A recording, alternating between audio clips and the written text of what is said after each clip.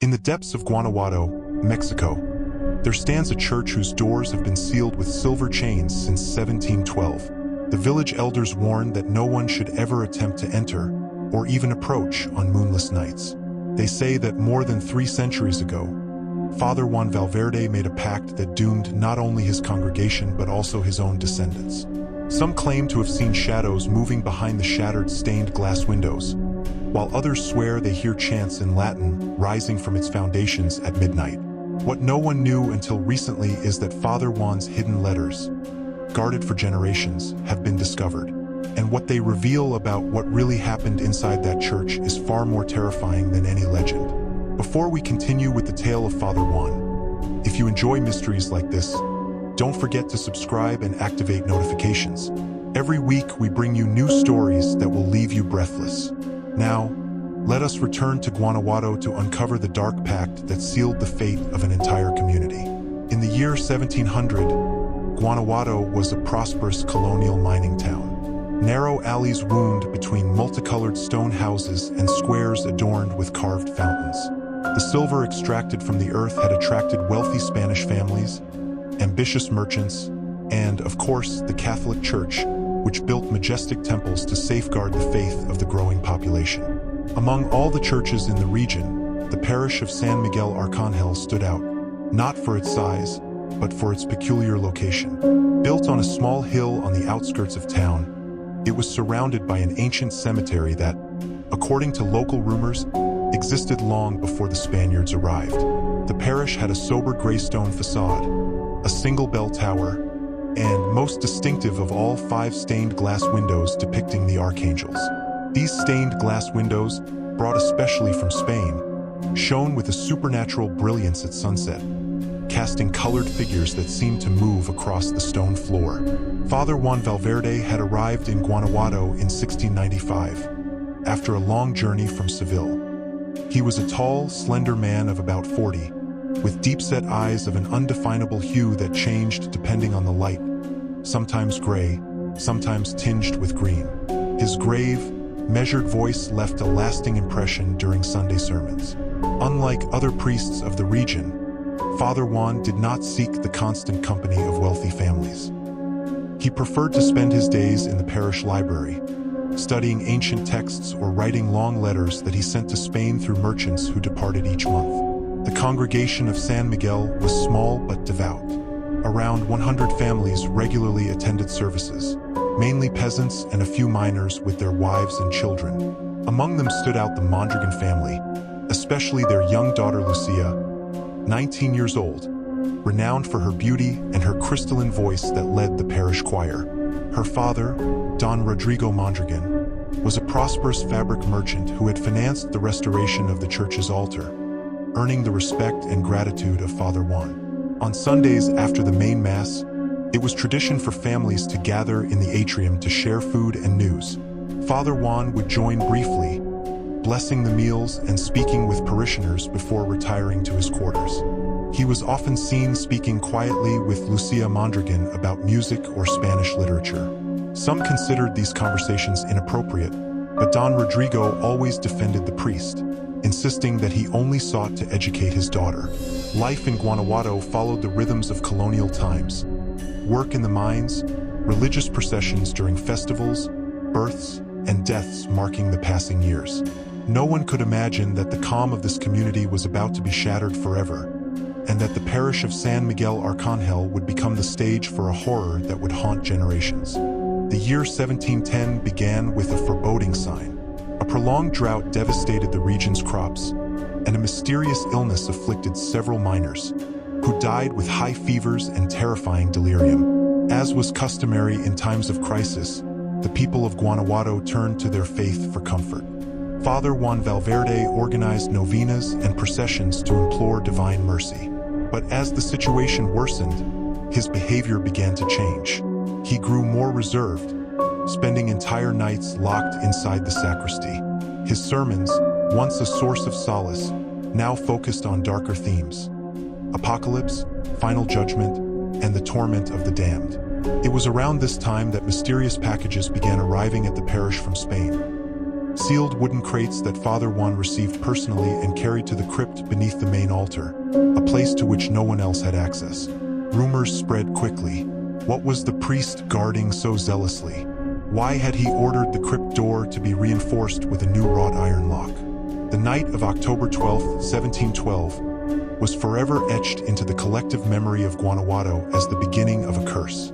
It was the eve of the feast of Saint Edward the Confessor, and an unusual storm battered the region. Violet lightning tore across the night sky as the rain pounded furiously against tiled rooftops. Maria Concepcion Duran, an elderly woman who lived in a small house facing the parish cemetery, was the first to raise the alarm. She awoke startled just after midnight, not by thunder, but by a sound that had no reason to exist at that hour, the church bells ringing in a strange, frenzied rhythm. When she looked out her window, she saw something even more disturbing. The 5 stained glass windows of the church glowed with a reddish light, as if a fire burned fiercely inside. It was not candlelight, she would later recount. It was as if blood itself glowed within those windows. And the sound was not only the bells. There were voices chanting in a language that was neither Latin nor Spanish, but something far older and far more terrible. Overcoming her fear, the old woman wrapped herself in a shawl and stepped out into the torrential rain. As she approached the church, what she saw left her frozen in place. The main door was slightly ajar, and on the stone floor of the atrium there was a trail of bare footprints leading inside. Small footprints, like those of a woman or a young girl.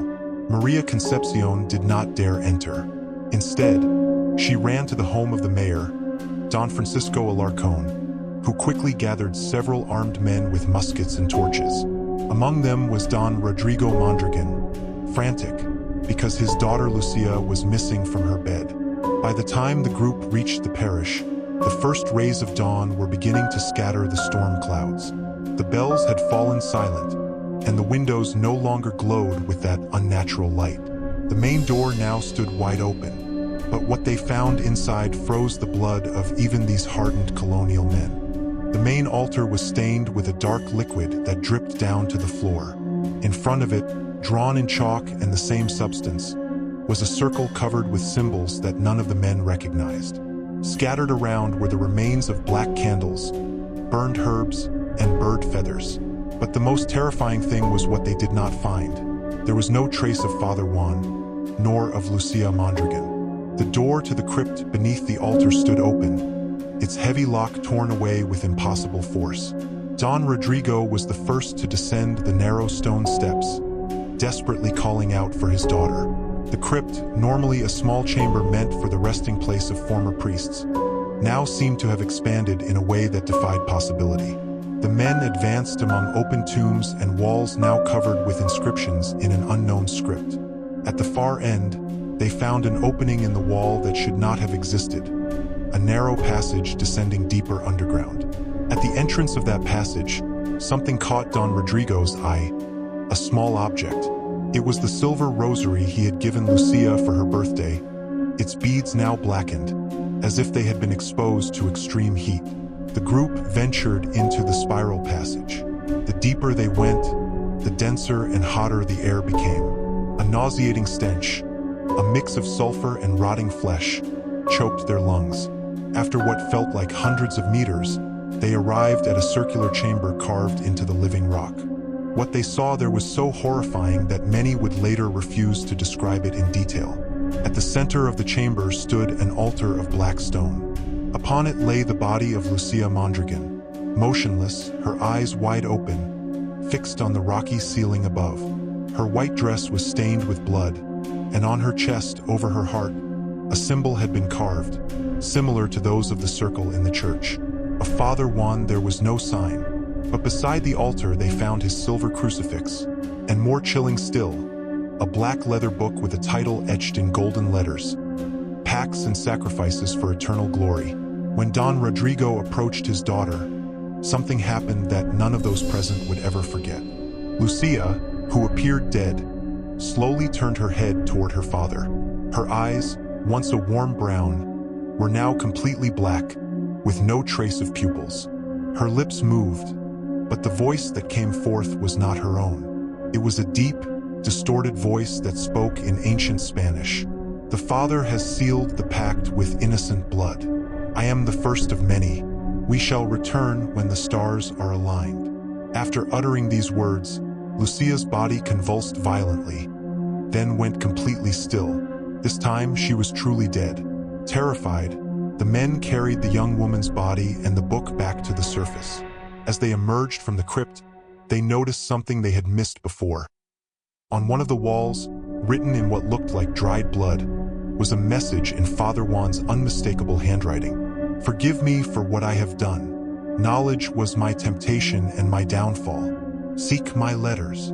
In the days that followed, as news of the dreadful event spread through Guanajuato, the bishop of the diocese ordered the crypt and the underground chamber to be sealed. Masons worked day and night to wall up the entrance with stone and mortar. The 5 stained glass windows were covered with black cloth, and silver-blessed chains were fastened to the main doors.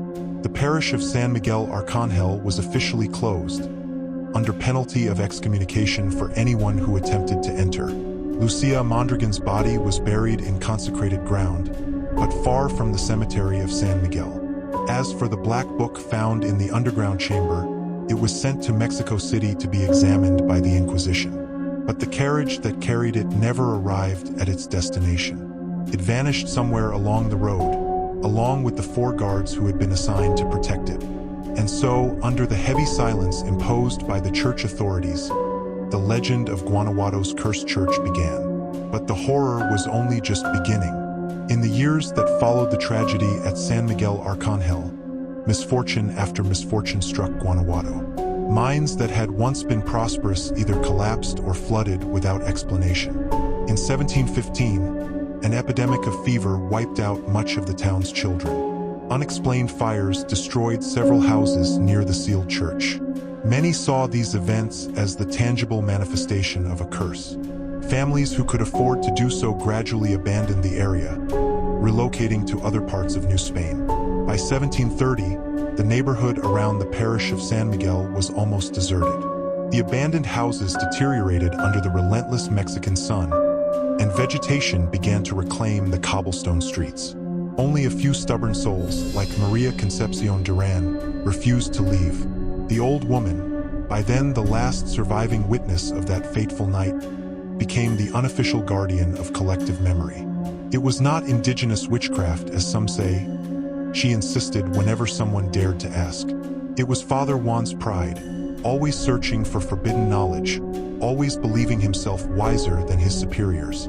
Many times I saw him receive secret packages from Spain, and once I heard him speak in a tongue not of this world.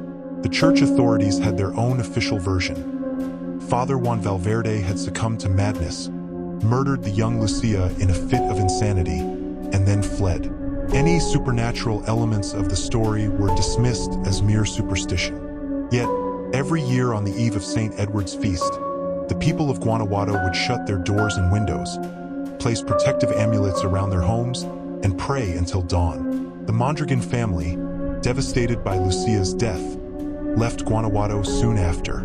Don Rodrigo, once a robust and cheerful man, had become only a shadow of himself. They settled in Puebla, trying to rebuild their lives far from the painful memories. But fate still had a role in store for their bloodline in this dark story. Meanwhile, the parish of San Miguel Arcángel remained sealed and under watch.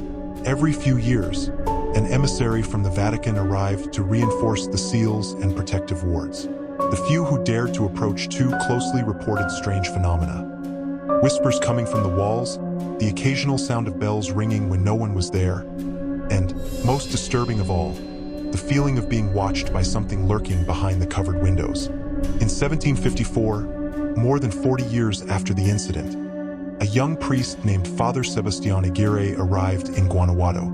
He had been sent from Spain with a specific mission to investigate the events surrounding San Miguel Arcángel. Father Sebastián was a man of analytical mind and skeptical spirit.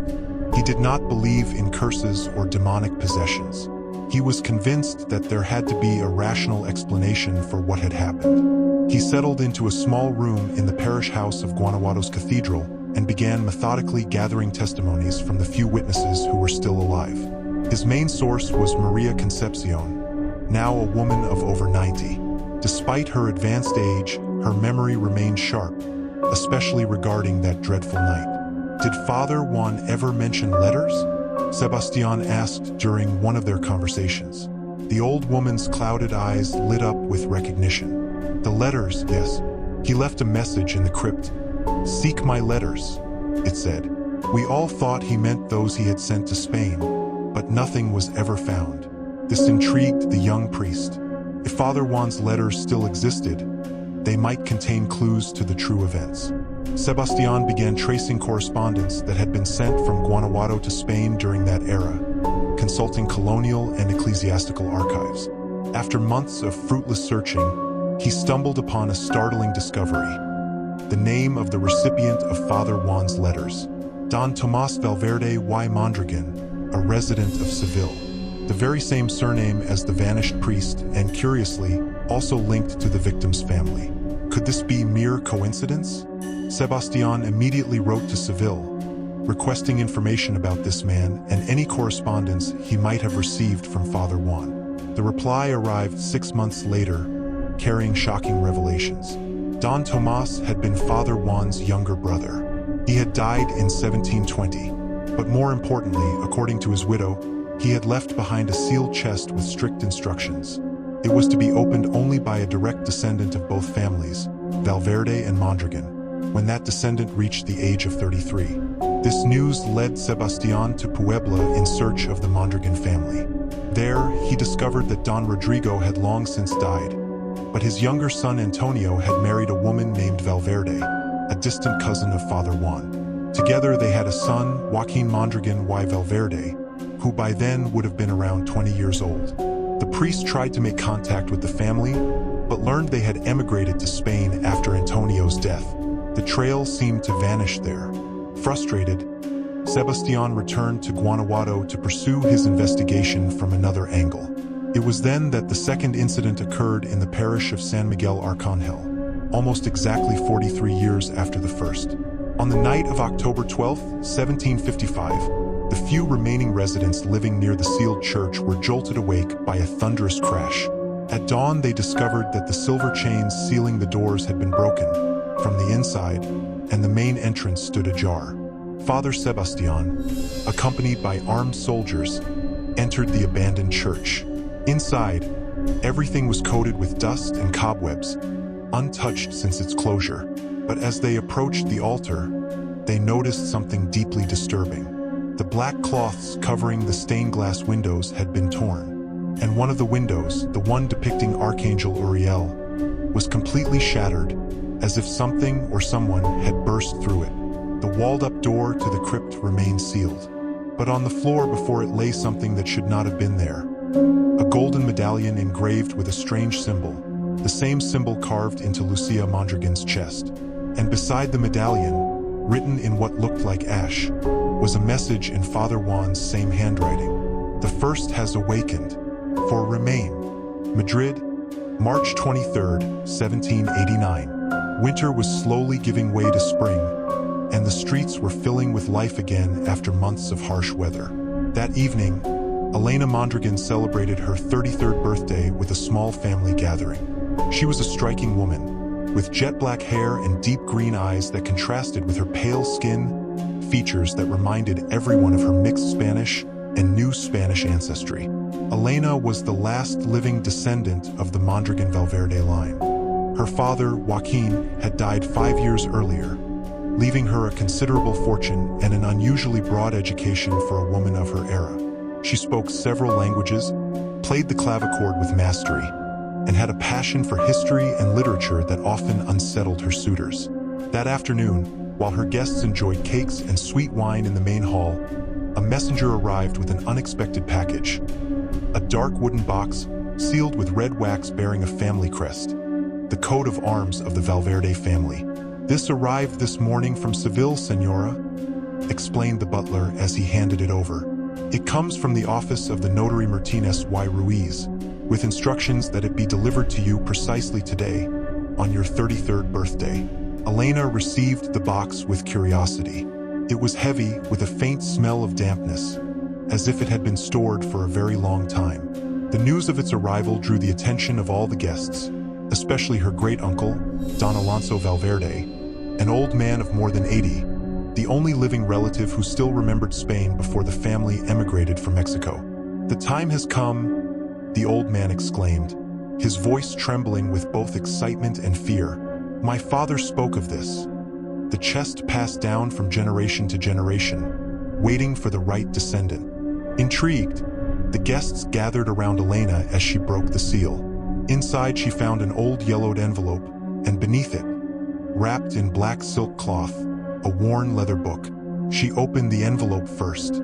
It contained a brief note from the notary, stating that he was fulfilling the instructions left by Don Tomás Valverde in 1720, to deliver the chest to the first descendant who carried the blood of both families and who had reached the age of 33. There was also an older letter, written in an elegant yet trembling hand. "To my predestined descendant. If you are reading this, it means that the blood of the Valverde and Mondragon families has indeed united, as I feared it would. It also means that the time has come for you to learn the truth about the pact my brother Juan sealed in Guanajuato so long ago. Within this book you will find the letters Juan sent me over the years, documenting his descent into darkness. I entrust them to you because only one with the blood of both families can break the cycle he began. Time is running out, for if my calculations are correct, the fifth awakening is near. May God grant you the strength that he lacked. Tomás Valverde, Seville, 1720. Silence fell over the room as Elena finished reading the letter aloud. Her guests exchanged confused glances, but Don Alonso had turned pale. "The cursed story," the old man whispered. "My father refused to speak of it, but on his deathbed he told me fragments. A church, a sacrifice, a pact with something that should never be named." Elena unwrapped the book with trembling hands.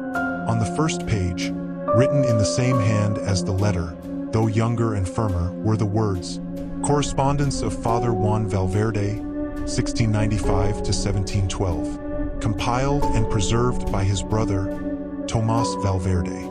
As the birthday celebration dissolved into uneasy murmurs, Elena withdrew to her private library to examine the book's contents. What she found kept her awake the entire night, reading by the flickering light of candles. Letters that grew darker and more disturbing, chronicling the transformation of a devout priest into something monstrous. The earliest letters, dated 1695, were harmless enough. Descriptions of Guanajuato, observations about local customs, requests for theology books not available in New Spain. But starting around 1705, the tone began to change. Father Juan mentioned unsettling discoveries in old Aztec texts translated into Spanish. References to deities that predated Christianity, being said to slumber beneath the earth. "I have found astonishing connections between these pagan myths and certain dark passages of our own apocryphal texts," he wrote in 1708. "There is knowledge the Church has suppressed, dear brother, a power that lies dormant, waiting for one bold enough to awaken it." The requests for books grew more specific and troubling. Forbidden alchemical treatises, manuscripts on ancient rituals, texts listed in the Index of Prohibited Books of the Inquisition. In his letters, Juan thanked Tomás for securing these materials through his connections in Seville, where the clandestine trade of forbidden works flourished despite ecclesiastical vigilance. But the letter that shook Elena most deeply was dated January 5, 1712, barely 9 months before the fatal incident. "My dear Tomás, the circle is closing. I have discovered that our own blood is bound to this mystery. Do you remember the stories our grandmother told us of our ancestor who came with Cortés? Was it coincidence that he chose to settle precisely in those lands? He knew. And now destiny has placed in my path a young woman bearing the name Mondragon. This cannot be chance. Her blood and ours, united in the proper ritual, may open the gate that has remained shut for centuries. 5 guardians slumber. 5 awakenings will bring change. 5 sacrifices for eternal glory. I have begun to prepare her.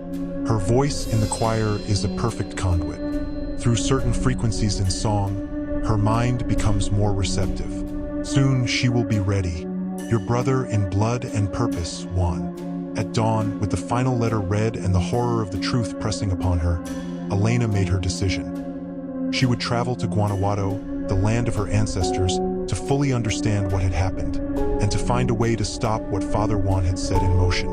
Elena's journey to New Spain was long and full of ominous signs.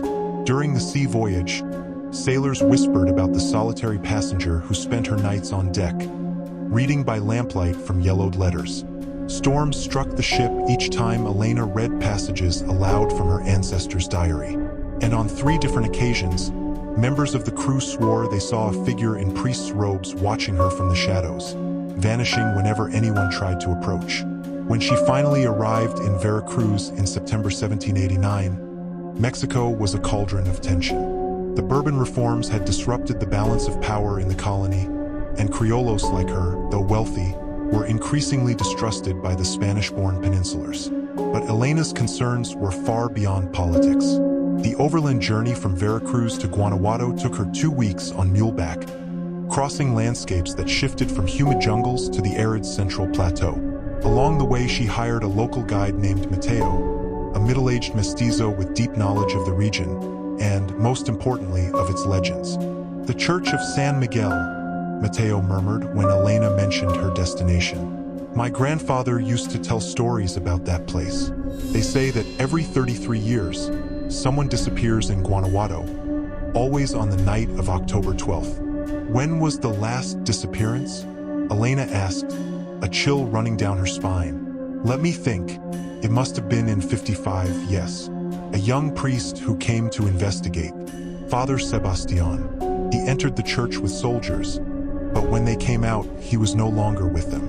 The soldiers swore they never lost sight of him, that he simply vanished before their eyes while examining one of the broken windows. This confirmed Elena's worst fears. According to her calculations based on Father Juan's letters, 4 awakenings had already occurred. 1712, Lucia Mondragon. 1755, Father Sebastian.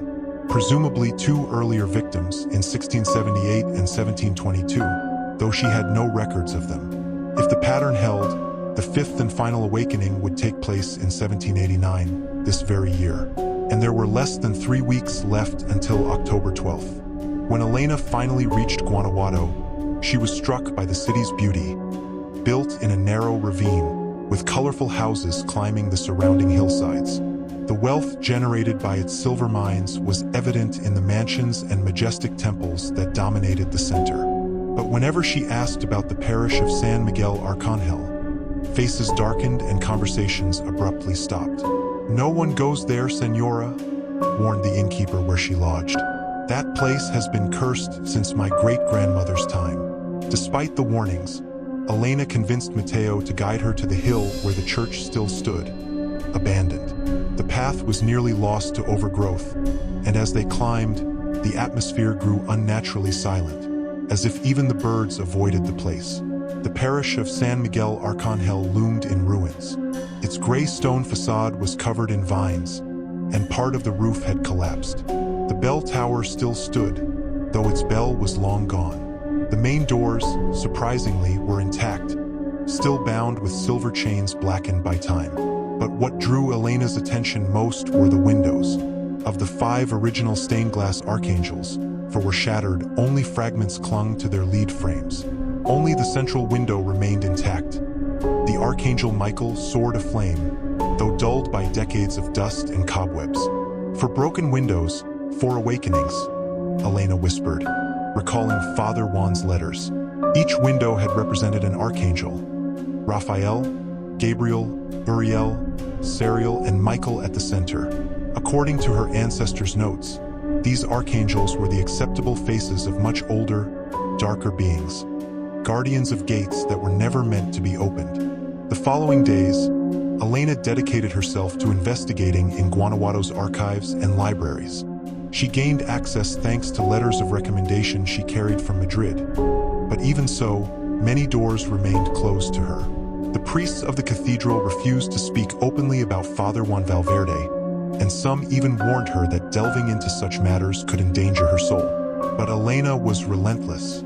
With Mateo's help, she searched the civil records, the accounts of the mines, and even oral testimonies from the oldest residents of the town. Slowly, a pattern began to emerge. Each awakening had been accompanied by strange natural phenomena. Storms of unusual violence, collapses in the mines, and unexplained deaths of livestock. And all of them, without exception, occurred near October 12th. One afternoon, while examining a pile of forgotten manuscripts in the municipal archive, Elena found something extraordinary. A map, drawn in the late 1600s, depicting the surroundings of Guanajuato. In the margin, in faded ink, someone had written, Cerro de los Cinco Portes, the Hill of the Five Doors. The map showed a hill located a few kilometers north of the city, marked with 5 symbols resembling arches or gates. Each symbol corresponded to one of the archangels of the stained glass. Elena remembered Father Juan's letter, 5 guardians slumber, 5 awakenings will bring change, 5 sacrifices for eternal glory. The realization struck her like lightning. The parish of San Miguel had not simply been a church. It was built on one of those gates, the central one. Each shattered window did not just represent a random event, but the breaking of a seal, for had already fallen. Only one remained, Michael. If Father Juan's writings were true, the final seal would break on October 12, 1789, barely 10 days away. That night, Elena dreamed of the hill marked on the map. She saw 5 massive stone doors set into the mountain, each covered in symbols that glowed faintly red. Behind them pulsed something alive, like the beating of a colossal heart. When she awoke, her pillow was damp with sweat, and the sound of an echoing heartbeat still reverberated in her ears. She decided she had no time to lose. With Mateo as her guide, she set out the next morning to find the Cerro de los Cinco Portes. After hours of climbing through rough terrain, they finally reached a plateau where the hill rose solitary, covered with thorny vegetation. From a distance, it looked like any other formation of the Sierra de Guanajuato. But as they drew closer, they discovered something terrifying. On the north side of the hill, partially hidden by collapsed rocks, yawned a massive stone archway, easily 5 meters high. Its surface was covered in carvings, similar to those Elena had seen in Father Juan's letters.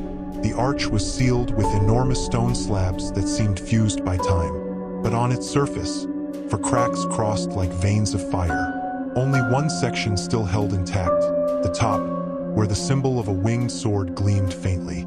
Elena placed her hand on the stone, and an icy chill shot up her arm. In that moment, she heard a voice inside her head, whispering in an unfamiliar language. Mateo had to pull her back forcefully to break the contact. Terrified but determined, Elena knew she had found the heart of the mystery. The final door, the 5th gate. The night of October 12, 1789 arrived with an unnatural stillness. The air was heavy, charged with electricity, as though the very sky were holding its breath. Elena, carrying Father Juan's letters and the medallion she had found in the ruins, prepared herself with a trembling heart. Mateo tried to dissuade her until the last moment, but she was resolute. The cycle had to end that night. At midnight, the bells of Guanajuato's cathedral rang in honor of St. Edward's feast. But before the final toll faded, another sound cut through the silence. A deep, metallic echo, like a bell tolling from within the abandoned parish of San Miguel. Elena and Mateo hurried toward the church. As they climbed the hill, they saw a red glow pulsating through the cracks in its walls. The silver chains that sealed the doors had already melted away, dripping like molten wax. Inside, the church looked nothing like a ruin. The altar blazed with dozens of black candles, and the shattered windows glowed once again, showing the archangels not as protectors, but as monstrous figures with wings of bone and eyes like burning coals.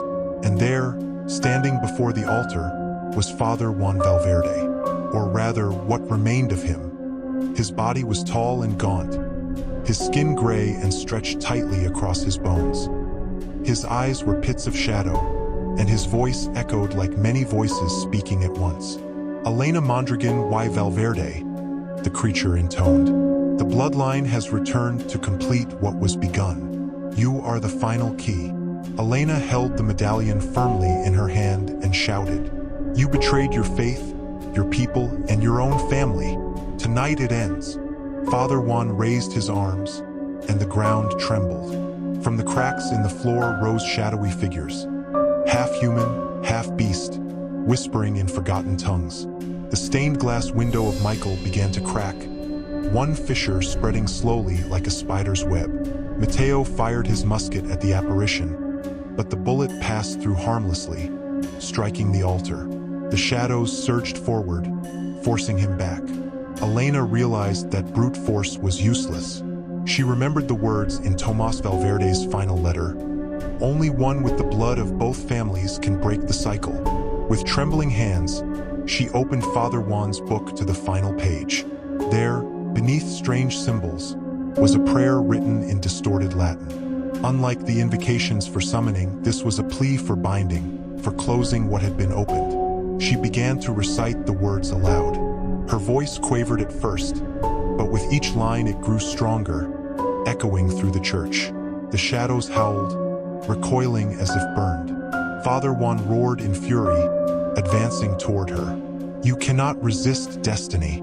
The fifth gate must open." But with the final verse, Elena pressed the medallion against the cracked stained glass window of Michael. A blinding white light erupted, filling the church. The window shattered, but instead of releasing darkness, a torrent of searing fire poured outward, engulfing the altar, the shadows, and the figure of Father Juan. The church shook violently, stones collapsing from the ceiling. Mateo grabbed Elena's arm, dragging her outside just as the building caved in behind them. From the hilltop, they saw the glow at Cerro de los Cinco Portas flare like a volcano, then extinguish, leaving only silence. The heartbeat Elena had heard in her dreams ceased. The cycle had been broken, but at what cost? The ruins of San Miguel Arcángel smoldered for days. When the townspeople dared to approach, they found nothing inside. No body, no book, no trace of Father Juan. Only the melted fragments of 5 stained glass windows, fused together into a single, indecipherable shape. Elena remained in Guanajuato for a few months, ensuring that the entrances to the hill were sealed with stone and blessed silver crosses. She then returned to Spain, where she dedicated her life to compiling her family's history, warning future generations never to forget. Her manuscript ended with these words, "I do not know if we have truly destroyed the 5 gates, or only delayed their awakening. But if ever the windows are restored, if ever the chains of San Miguel are broken again, may whoever reads this be prepared to face the darkness that once threatened to consume us all." The ruins of San Miguel Arcángel remained abandoned throughout the 19th century. Travelers who passed near the hill spoke of hearing bells tolling at midnight, though no bell had hung in the tower for more than 100 years. Others claimed to see a tall, skeletal priest walking among the graves of the overgrown cemetery. During the War of Independence, insurgent troops attempted to use the church as a refuge. They forced open one of the side entrances and entered with torches, but within an hour they fled in panic, leaving their weapons behind. None would speak of what they had seen inside. By the 20th century, the parish was little more than rubble, swallowed by weeds and time. Yet stories persisted. Local miners warned newcomers never to venture near the hill, especially on the night of October 12th. Children dared each other to climb up and touch the rusted chains that still clung to the ruined doorway. In the 1960s, a group of university students from Mexico City camped near the site to debunk the superstition. According to their own diaries, on the second night they heard chants in a language none of them could recognize. At dawn, one of their companions was missing, never to be found. Even today, some say that during certain storms, the silhouette of the church appears whole again for a few moments, glowing with red light before vanishing into darkness. Others swear they have seen 5 massive stone doors carved into the hillside, only to disappear when approached. The people of Guanajuato avoid speaking openly about it. But on October 12th, shutters are still closed, candles are lit, and prayers are whispered, echoes of a fear that refuses to die. And the legend endures that Father Juan Valverde's pact with the 5 guardians was never entirely broken, that the seals may someday weaken again, and that the parish of San Miguel Arcángel will one day awaken, bringing with it the final gate.